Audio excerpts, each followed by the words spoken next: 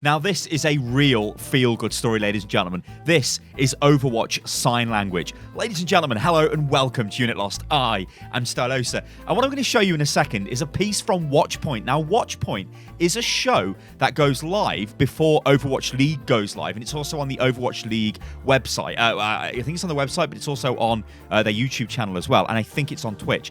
What this is like a pre-show. It's like a roundup of what happened the previous week, and it sort of explains what's going to happen the next week. It's a great show. If you're a fan of Overwatch League, you should be checking it out. I mean, the production value of this thing is completely ridiculous. Anyway, the most recent episode had a little piece on sign language even. Now, you guys are probably thinking, well, why sign language? What's that about? Well, Overwatch is not very easy for a deaf person to understand when it comes to watching the broadcast. And I guess you can say the same thing is true for most sports. You know, you can't hear the commentators, but the thing you can do is turn on the subtitles. Now, the problem is there are no live subtitles for Overwatch League. This is a major issue. So to get around this, there is actually a signer that sits in the crowd, and this is so cool to see. So this young LA Valiant fan is actually going to show us how this works, and it's such a brilliant piece. This is one of the best pieces I've seen on Watchpoint, but check this out, guys. It is a real feel-good story. That's going to tie up Nepal. Valiant, here we go. Fighting back for that one.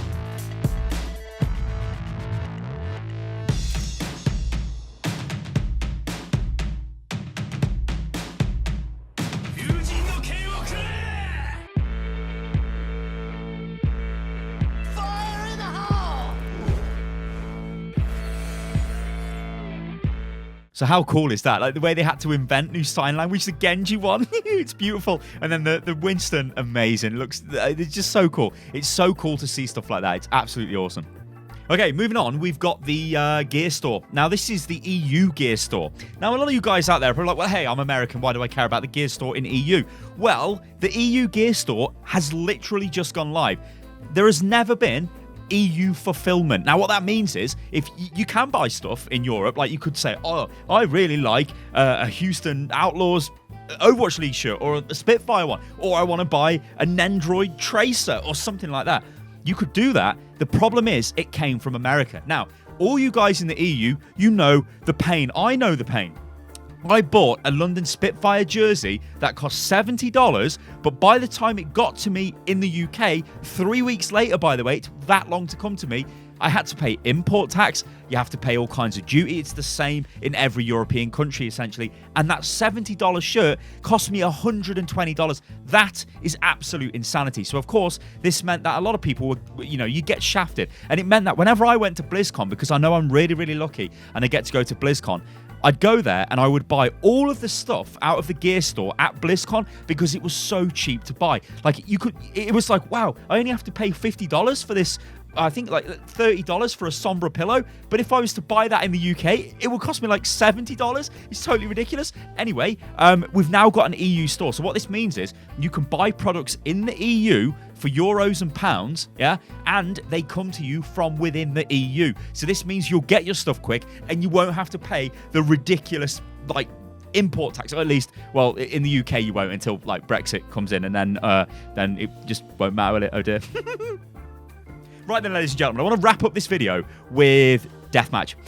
Deathmatch Competitive is getting close to the sort of end of its lifespan. I want to know what you guys think about this. Now, I've made a video in the past and I did speak about this and I'm like, hey, you know, I think it's okay, it's good for certain heroes, but now we've had it for a while, you can definitely see the deathmatch meta and you can definitely see the type of players that play it. So check this out. So this is the competitive deathmatch top 500. Now, you'll notice that there's no top 500 icons by these players.